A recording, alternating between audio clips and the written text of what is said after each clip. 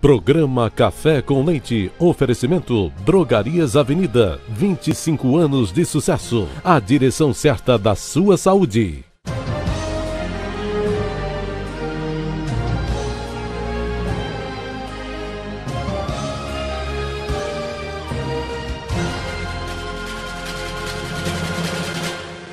Boa noite. Relações de emprego, aviso prévio, contratos de experiência, exceção de incompetência, 13º salário, direitos e deveres dos empregados e do empregador.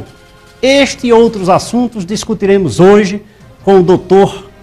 Clóvis Valença Alves Filho.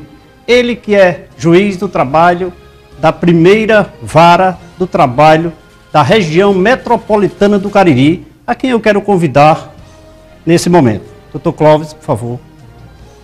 Muito obrigado pela sua presença, seja bem-vindo. Obrigado a você. Por favor. Obrigado. Vamos conversar um pouquinho aqui sobre esses assuntos trabalhistas tão disputados, tão discutidos, né?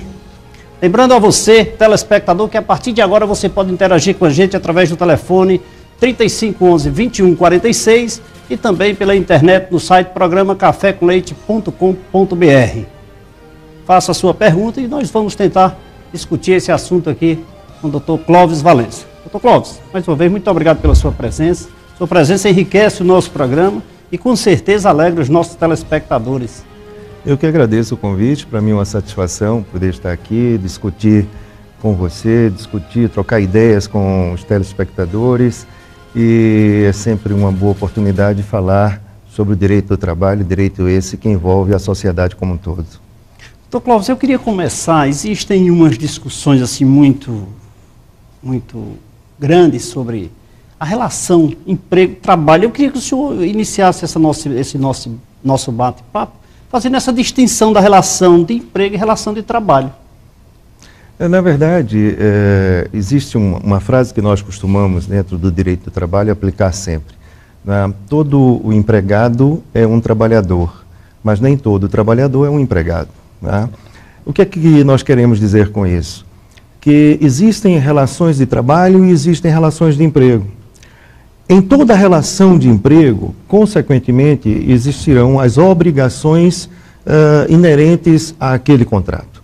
Obrigações que se iniciam, consequentemente, com a obrigatoriedade da assinatura da carteira de trabalho, por exemplo, o cumprimento das normas existentes na CLT e também o cumprimento de normas esparsas, ou seja, leis que navegam à margem da CLT, mas que são aplicadas ao direito do trabalho, à relação de trabalho.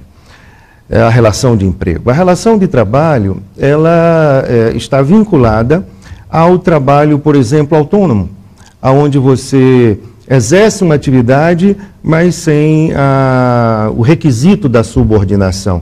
Você é dono, é proprietário do seu trabalho, você oferece o seu esforço de trabalho para o tomador do trabalho sem o requisito da subordinação. Né? Essa é uma diferença básica existente entre a relação de emprego e a relação de trabalho. É que, por sinal, muito próximas, né? Mas é preciso ser discutido sempre esse assunto nas relações da sociedade para se entender antes de buscar os seus direitos quando entender devidos, né?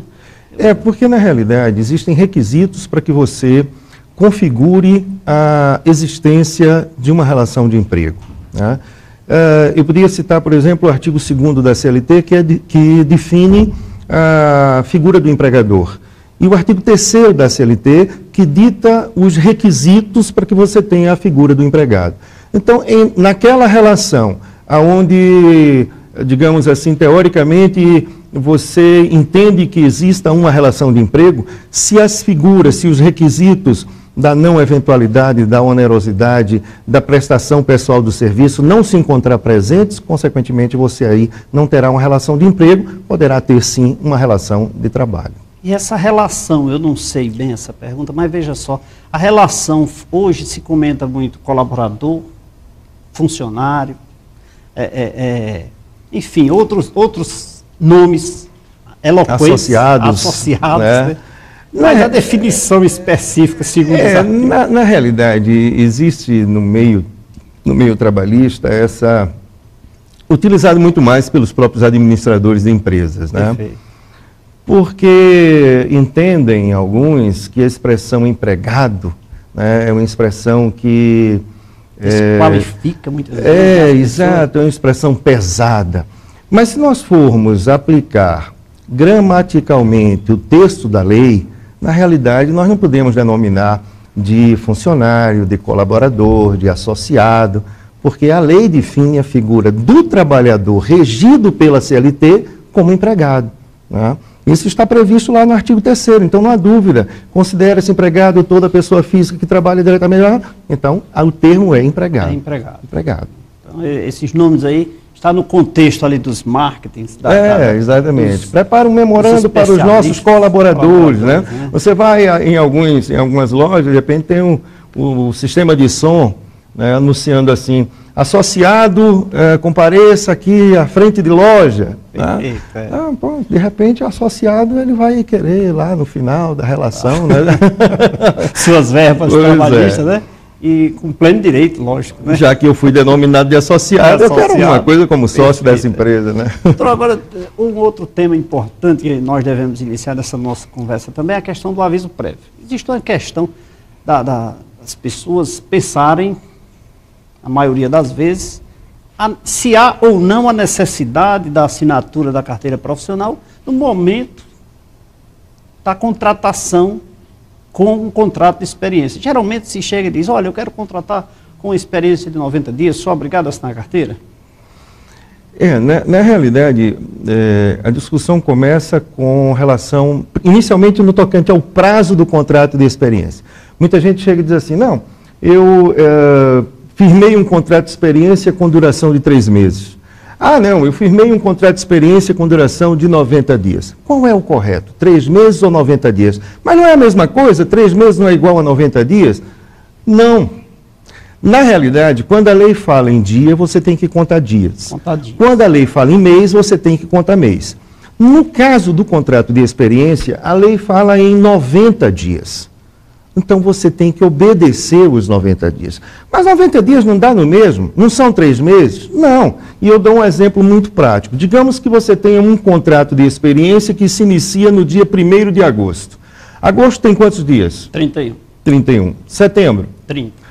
Outubro? 31. A soma dos 3 meses dá quantos dias? 92 dias. Então, consequentemente, esse contrato que iria iniciar como um contrato por prazo determinado, ele já nasce viciado, ele já nasce como sendo um contrato por prazo indeterminado. Então, o primeiro cuidado que nós temos que ter quando da celebração de um contrato por prazo determinado é o seu prazo máximo de duração. Aí nós poderíamos indagar o seguinte, e eu só posso celebrar um contrato por prazo determinado com a duração máxima? Não. Eu posso perfeitamente celebrar esse contrato por prazo determinado por 30 dias, por 40 dias, por 50 dias, por 60 dias, por 35 dias. É perfeitamente possível. Bom, digamos, eu iniciei um contrato por prazo determinado e esse contrato eu celebrei por 40 dias. Eu posso renová-lo? Pode. Só que essa renovação só poderá ser feita por uma única vez, né? E aí vem uma discussão doutrinária que diz assim, bom, essa renovação tem que ser por igual período. Se eu celebrei por 40, consequentemente, 40. Só pode ser por 40. Por quê? Porque se trata de uma renovação e eu só posso renovar aquilo que existia. Então, se ele existia por 40 dias, a renovação, que é dar vida àquilo que aconteceu, só pode ocorrer pelos seus iguais 40 dias. A outra corrente, que é a majoritária, permite a renovação, mesmo que seja por período desigual, né? Um período diferente daquele que eu celebrei. Celebrei por 40 dias, mas eu posso perfeitamente, se o prazo máximo é 90, renovar por mais 50 dias, totalizaria 50. O que é pacífico é de que não pode haver mais de uma renovação. E se isso ocorrer, consequentemente, o contrato que seria por prazo determinado, já se transformaria num contrato por prazo indeterminado. Que, inclusive, por exemplo, quando se contrata por 30 dias, nesse caso, segundo uma das linhas de interpretações, seria por mais 30 e não por mais 60, né? Exatamente. A questão da... Inclusive, para os nossos clientes, eu digo sempre isso, que nós podemos renovar somente uma vez. Esse contrato não pode exceder 90 dias e ele pode ser feito por 30 mais 60, 60 mais 30. Essa é a corrente majoritária. Certo. Essa é a corrente majoritária. Agora, outro aspecto interessante é o seguinte, veja só, normalmente, digamos, a gente se encontra na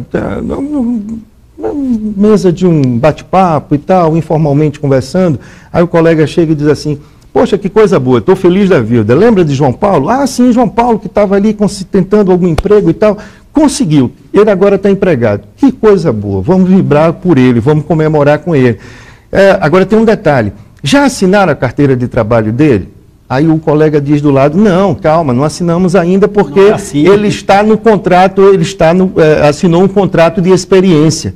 E no contrato de experiência não há necessidade da assinatura da CTPS. Isso é um engano que a grande maioria das pessoas comete.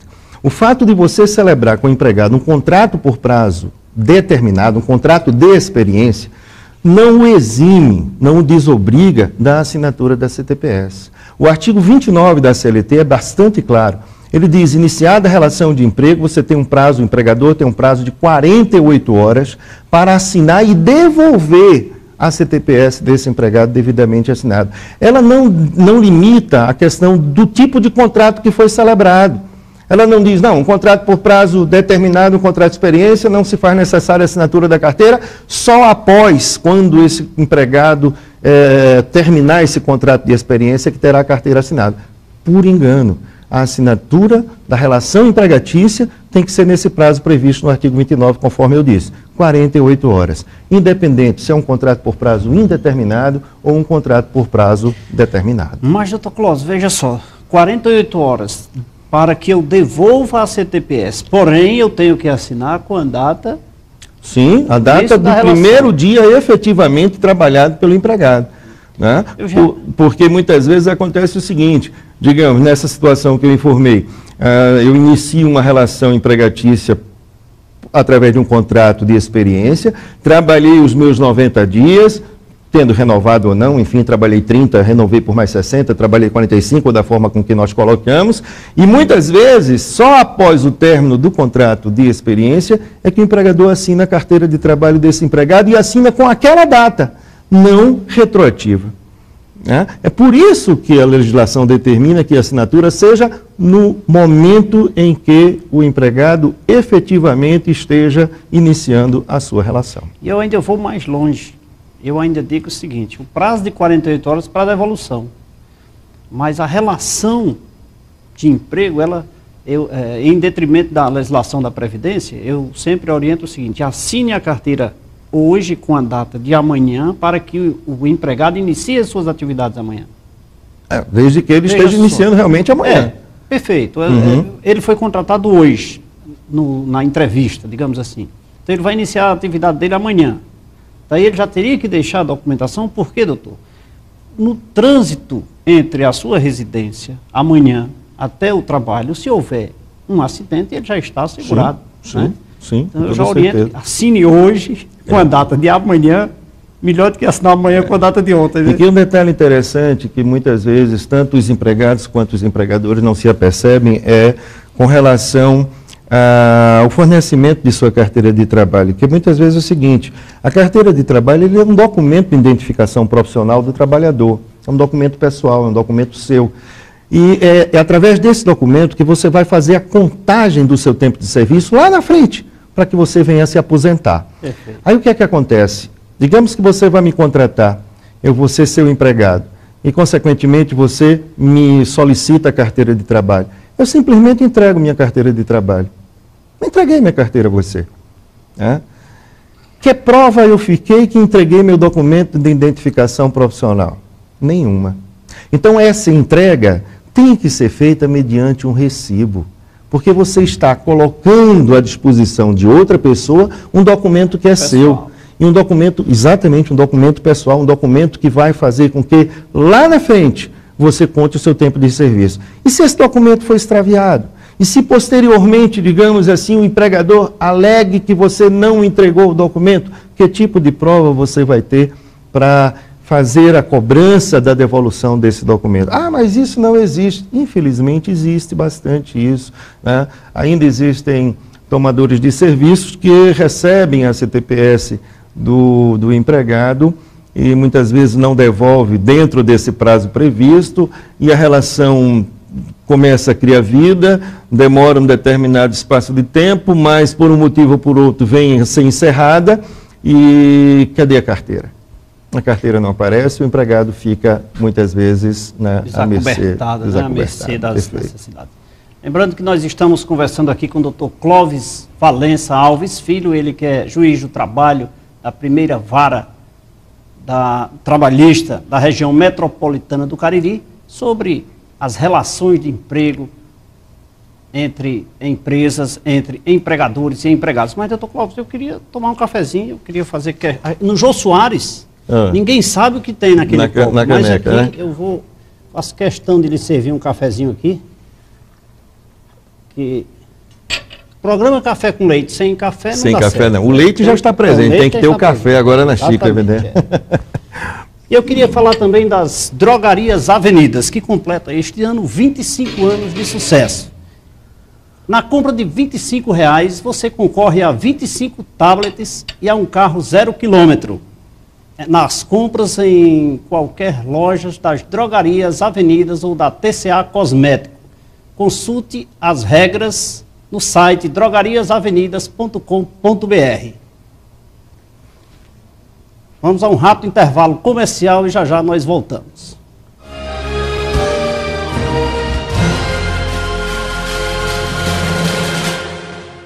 É isso aí, estamos de volta com o programa Café com Leite. Lembrando que você pode interagir com a gente no 3511-2146 e também pela internet, o programa cafécomleite.com.br. Lembrando que você também pode ligar para a gente no telefone 99216131, marcar com a nossa direção e vir assistir o programa ao vivo aqui na TV Verde Vale.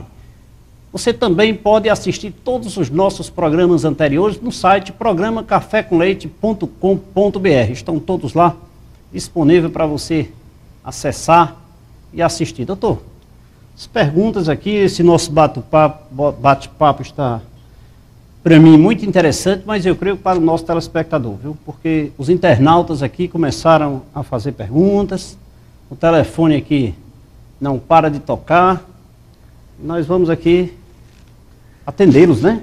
Depois nós voltamos ao nosso papo mais interativo aqui, mas vamos lá. O Cícero Fernando, do bairro Franciscano, faz a seguinte pergunta. Gostaria de saber, vou trabalhar em uma empresa e o proprietário pede sua carteira para assinar. Não entrega a carteira assinada. Dispensa o funcionário e paga os direitos da maneira que ele deseja. O que devo fazer para ser compensado por estes dias trabalhados?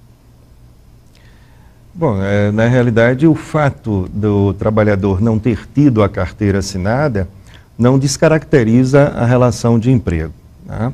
Então, o primeiro passo seria tentar administrativamente conversar com o empregador para resolver a situação.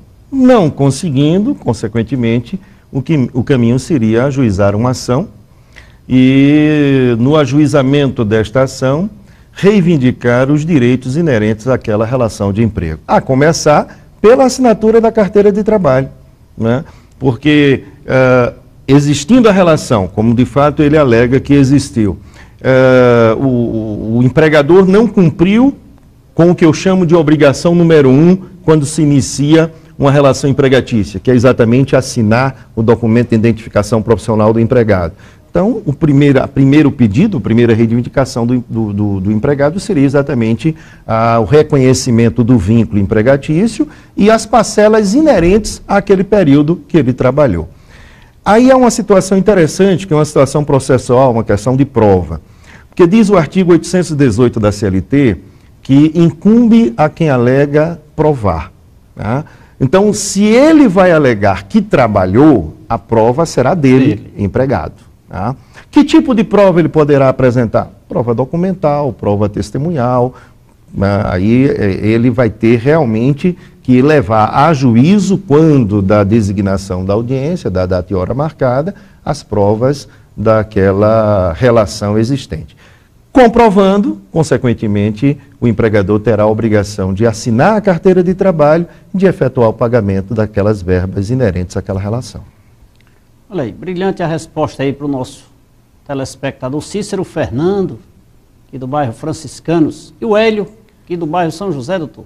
Pergunta: uma empresa de Fortaleza tem filial aqui em Juazeiro, perdeu um contrato de outra empresa terceirizada e está segurando as carteiras dos funcionários e não pagou os direitos trabalhistas a nenhum deles. O que devo fazer? Dentro do mesmo contexto da anterior. É, basicamente o mesmo contexto. A questão das empresas terceirizadas. Normalmente, quando perdem uma licitação, um contrato, enfim,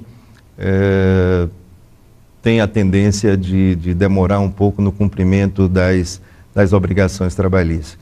Existindo a situação concreta, o caminho terá que ser, consequentemente, ajuizar uma ação. Cabendo a ele as provas, né? Cabendo também a eles a prova de que esse fato ocorreu, de que a relação foi rompida ou as relações foram rompidas e, consequentemente, reivindicar. E poderá, inclusive, na própria petição inicial, caso ele venha a descobrir que essa empresa mantém um outro contrato com uma outra empresa e que essa empresa vai fazer algum repasse, né? Requerer o bloqueio desse repasse para que os direitos daqueles empregados sejam garantidos. Isso não afetaria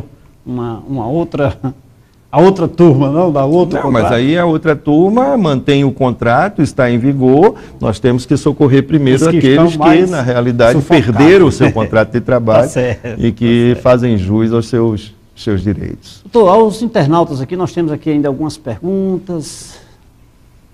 Vamos lá. Boa noite, gostaria de tirar uma dúvida. Sou prestadora de serviço de uma empresa em Juazeiro. Fez agora 3 anos de prestação de serviço, como pessoa jurídica. Tenho algum direito trabalhista? Ela não colocou o nome aqui, essa pessoa, mas ela trabalhou 3 anos como prestadora de serviço, mas como pessoa jurídica. Faz jus a alguma verba trabalhista? Pelo que eu estou entendendo da pergunta, ela possui tem uma personalidade jurídica. Tem uma personalidade jurídica, ela representa uma pessoa jurídica. Então, na realidade, os polos de uma relação empregatícia obrigatoriamente terá uma pessoa natural, pessoa física, como empregado. E no outro polo, você pode ter a pessoa jurídica e você pode ter a pessoa natural como empregador. Ela fala que constituiu uma empresa jurídica, ela tem uma pessoa jurídica. Tendo uma pessoa jurídica, acredito eu que se a relação deva se tratar de um contrato de prestação de serviço. E não inclusive ela cita. E não um contrato de trabalho. Então, na realidade, os direitos serão inerentes àqueles que foram firmados quando da celebração desse contrato de prestação de serviço. Não haveria, na hipótese citada, a relação empregatícia entre ela e a empresa. Doutor Cláudio, vamos polemizar esse tema que eu acho muito interessante. Veja só, hipoteticamente, essa jovem ou esse cidadão aqui, que não colocou o nome, tinha essa prestação de serviço a uma segunda pessoa jurídica, através da pessoa jurídica a ele pertencente, porém, ele só prestava o serviço para aquele contratante.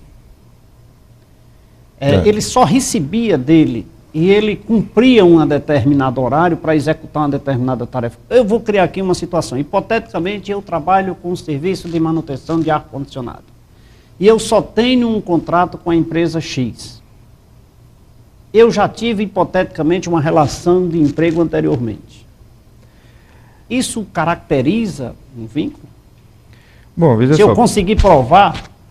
Isso que eu ia colocar. Se você consegue provar de que a existência daquela sua pessoa jurídica foi uma obrigação do tomador de serviço para tentar burlar a legislação, consequentemente, essa relação, digamos assim, que seria de uma prestação de serviço, se descaracterizará e você poderá provar que ela é fraudulenta e aí que mantinha um contrato de trabalho com essa pessoa.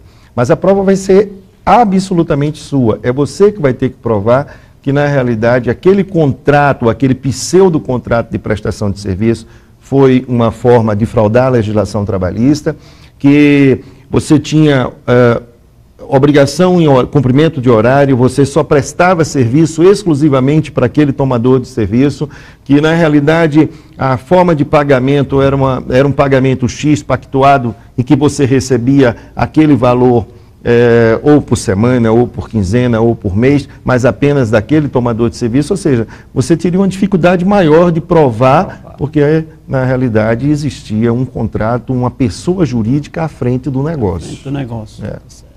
Mas vamos aqui a mais uma pergunta dos nossos internautas.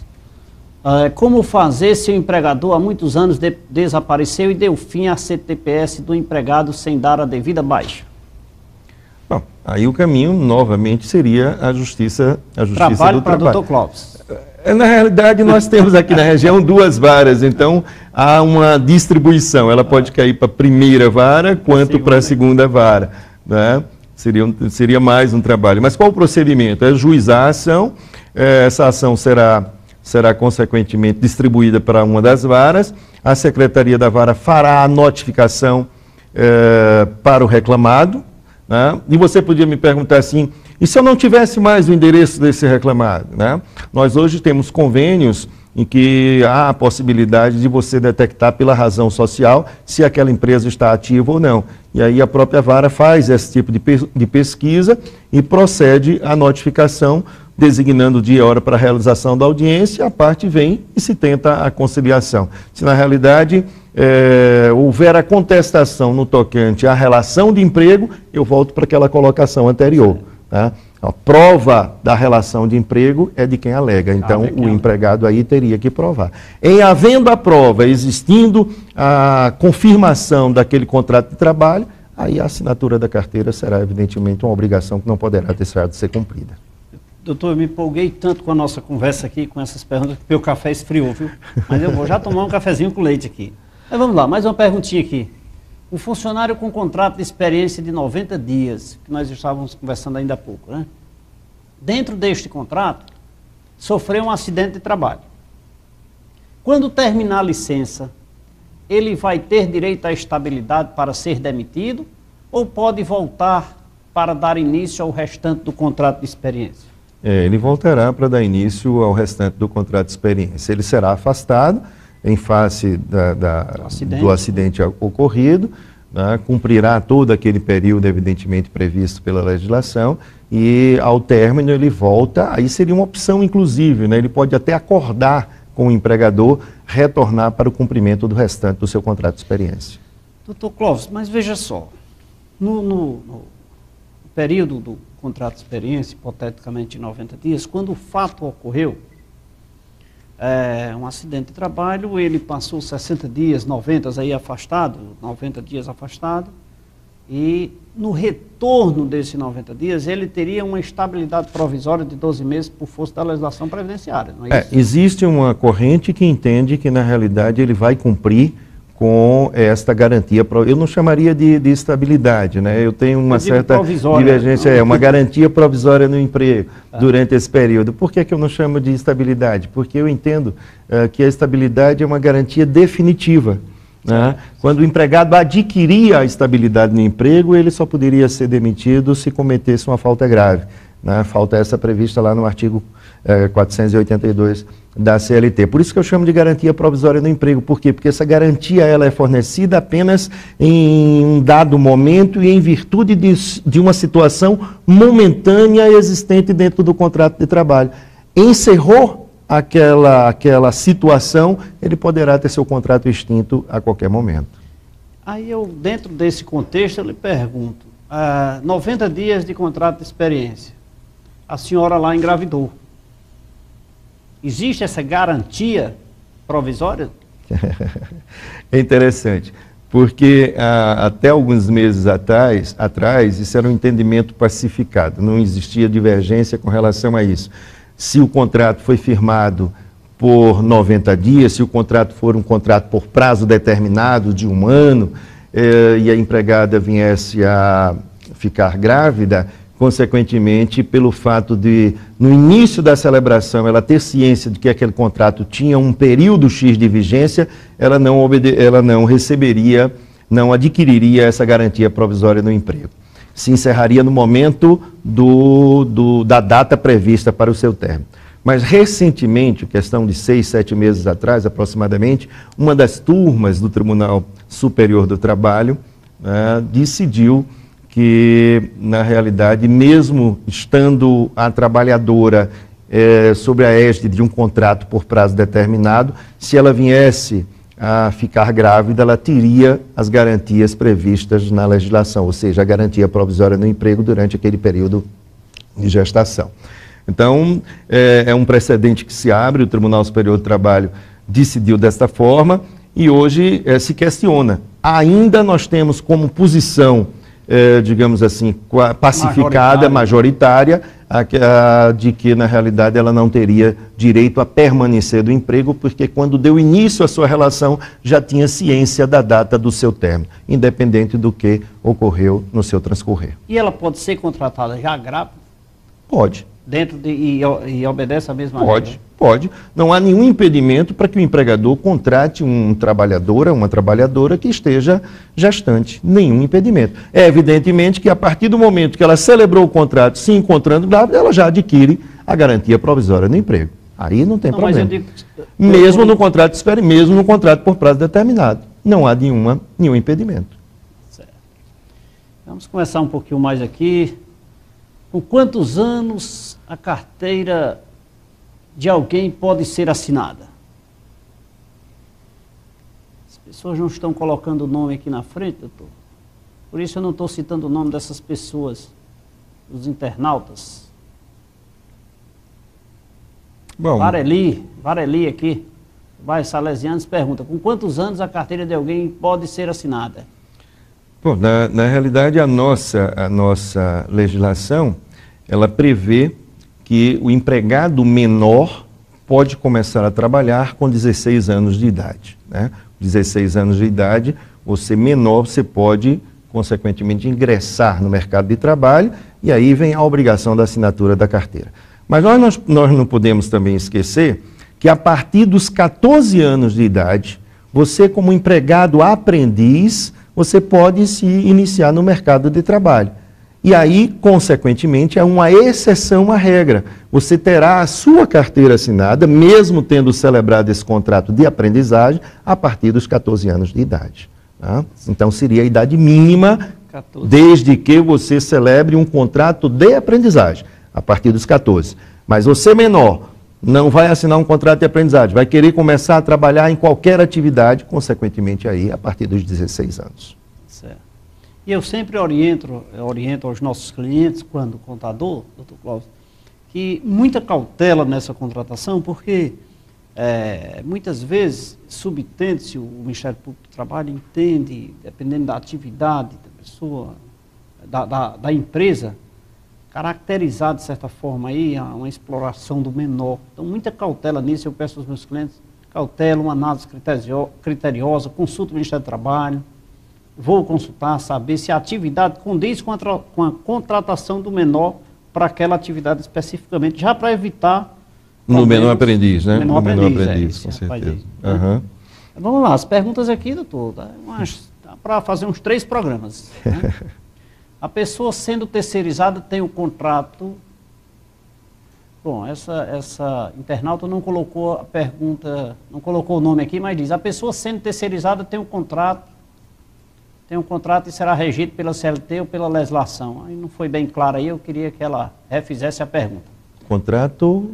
Ficou muito... Mas vamos ver se a gente consegue entender. A pessoa sendo terceirizada tem o contrato, será regido pela CLT ou pela legislação? Eu acho que ela quis perguntar o seguinte. Eu acho que ela quis dizer o seguinte: ela é empregada de uma terceirizada. De uma terceirizada. Né? Se esse contrato dela é regido pela CLT, Com certeza. Pela legislação, eu acho que ela deve ser, digamos, se for um órgão público, deve ser um estatutário, coisa ela assim. Sendo empregada da terceirizada, né, em que está sendo colocada a força de trabalho dela, uma tomadora de serviço, os seus direitos com o seu empregador são direitos trabalhistas regidos pela CLT.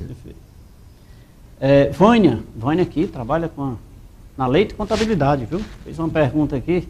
Existe estabilidade, Vânia, existe estabilidade para empregado que voltou do afastamento por motivo de doença de mais de 90 dias?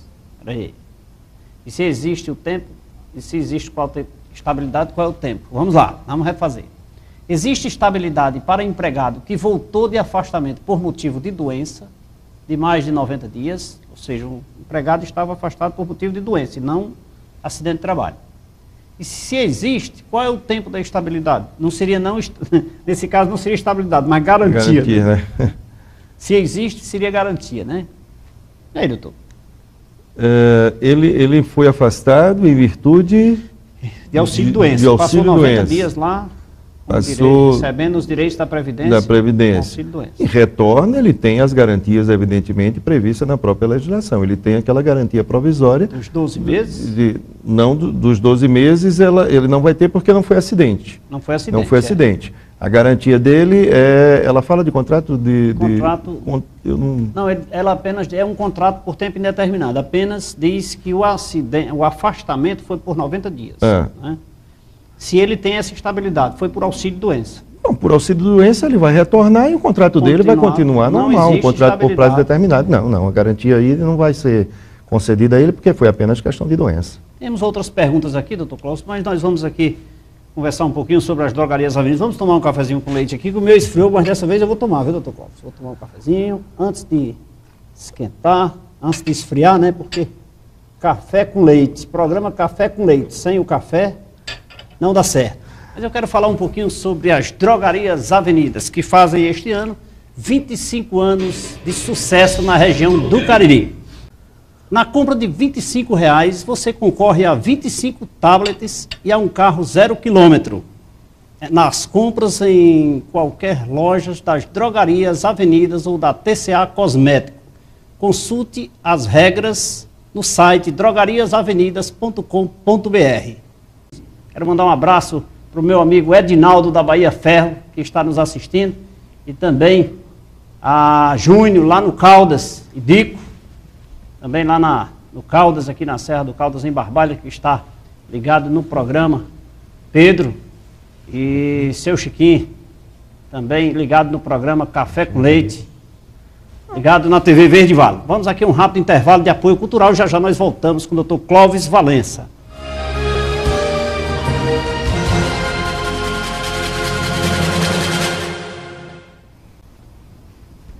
Estamos de volta com o programa Café com Leite, conversando aqui com o Dr. Clóvis Valença, ele que é juiz do trabalho, da primeira vara do trabalho da região do Cariri, né, doutor? Consertei agora que, na verdade, responsabilidade por 36 municípios, né? São 26 municípios. 26 municípios, não pode ser região metropolitana, composta apenas de 5 municípios, né?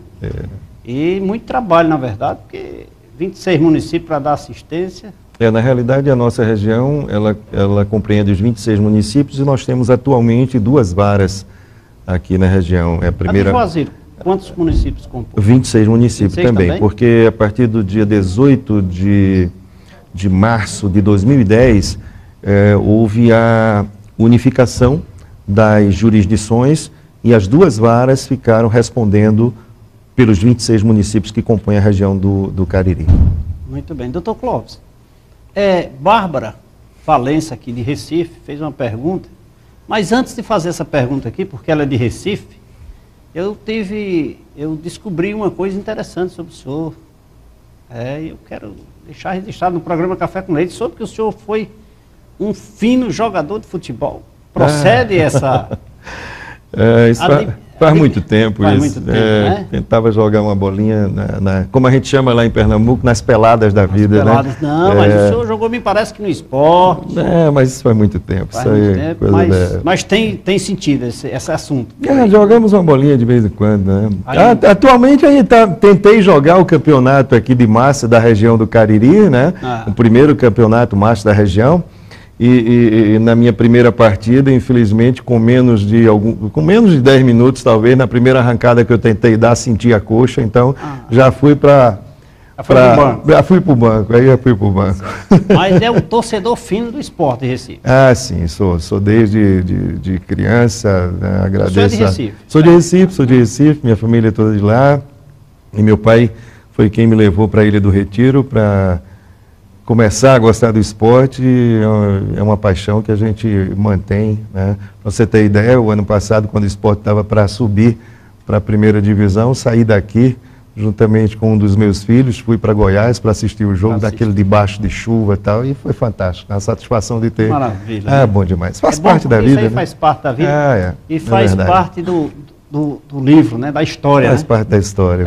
Mas aí, e a Bárbara está aqui, né? Fazendo uma perguntinha aqui, já fez bem umas 3 perguntas aqui, mas ela diz o seguinte: o que fazer se o empregado demitido, comparecendo ao sindicato ou ao Ministério do Trabalho para homologação da sua rescisão trabalhista, se negar a receber as verbas devidas? Registrar que a Bárbara é minha filha, né? Está em Recife. Olha aí, rapaz, que surpresa. É estudante de Direito, formou-se em Direito recentemente.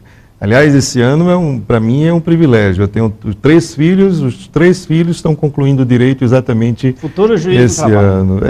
Tem Deus alguns que querem seguir aí a profissão. Mas aí, respondendo a pergunta da Bárbara, quando há negativa do empregado ao recebimento das verbas, é bom frisar que quando a relação de emprego tem uma duração maior de um ano, do que um ano, né? Um ano ou mais, essa rescisão, essa resilição contratual tem que ser homologada ou pelo Ministério do Trabalho, no caso, Ministério do Trabalho e Emprego, ou pelo sindicato da categoria dos empregados.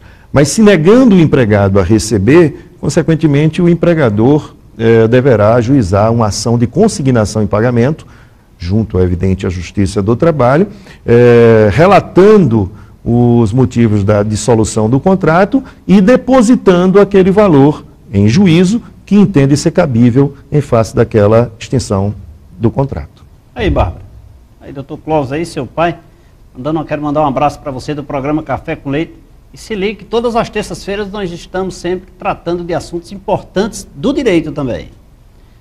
Doutor Clóvis, aproveitando aí essa questão da consignação, eu lhe pergunto, por ocasião do falecimento de um empregado, seja por acidente, enfim, por falecimento, as verbas trabalhistas devem ser consignadas na Justiça do Trabalho ou elas podem ser homologadas no sindicato, em benefício da interessada, ou seja, da herdeira, da esposa, dos filhos, da mãe, etc.?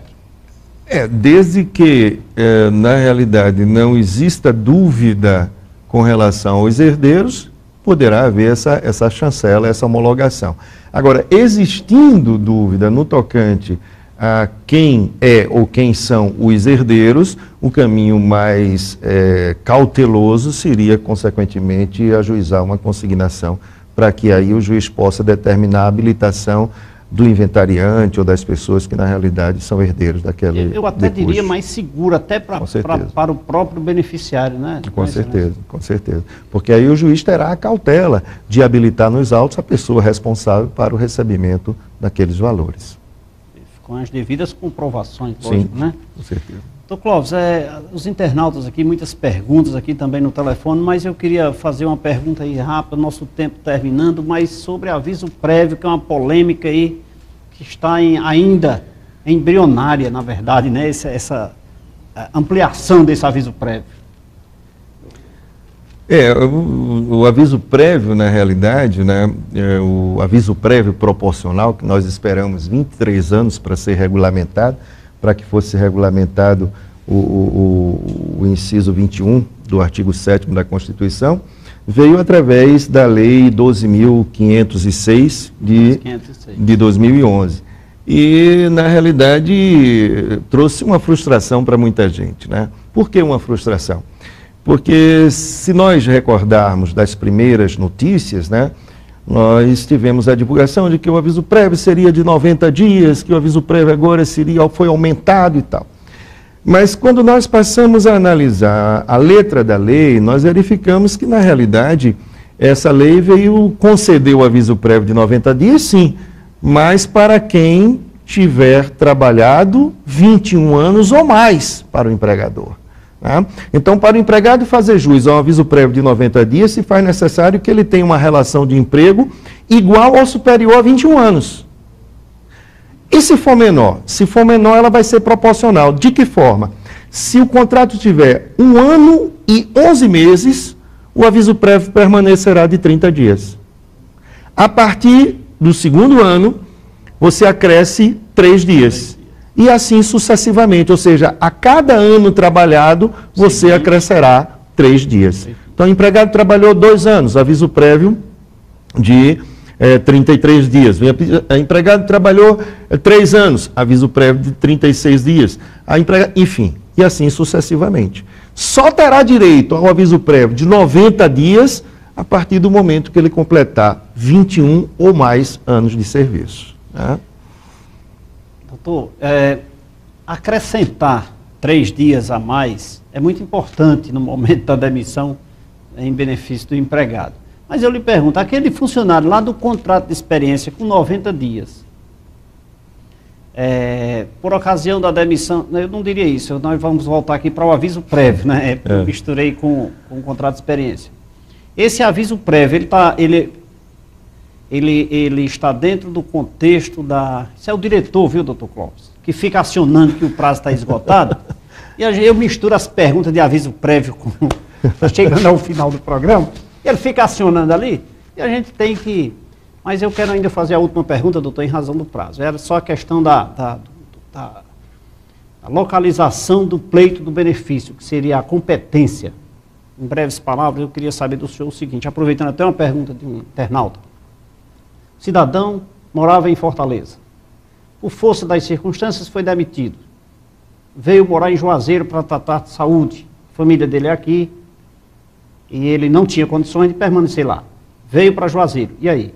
Pode pleitear suas verbas trabalhistas aqui na região? Bom, aí nós teríamos que analisar o que diz o artigo 651 da CLT, que trata, em linhas gerais, da localidade aonde a ação deverá ser ajuizada. Em breves palavras, eu vou dizer o seguinte: ajuizar a ação ele poderia. Por quê? Porque se a parte não arguir a exceção de incompetência, como é uma competência relativa, a vara da região passaria a ser competente e, consequentemente, a ação tramitaria aqui. Em sendo arguída a exceção de competência, o juiz teria a obrigação de remeter a ação para Fortaleza. Mas aí eu vou levantar uma questão interessante, porque veja o seguinte, e é uma realidade que nós encontramos e enfrentamos aqui na nossa região. Imagine que, de vez em quando, algumas pessoas de outras regiões do país vêm à nossa região do Cariri e enchem 1, 2, 3 ônibus de trabalhadores e levam esses trabalhadores para trabalharem no sudeste do país ou no sul do país, enfim. E eles trabalham durante 4, 5, 6 meses.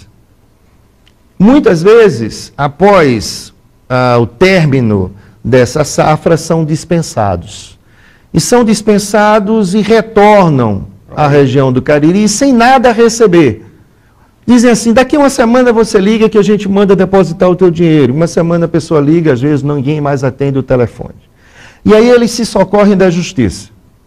E a empresa vem, manda um advogado, comparece e argui a exceção de competência em razão do lugar. Se nós formos aplicar friamente o que está escrito no 651 da CLT, eu teria que me declarar incompetente e remeter a ação para um desses estados que eu citei. Eu lhe pergunto, teria o trabalhador condições financeiras de se deslocar daqui para uma audiência lá? Jamais. Jamais.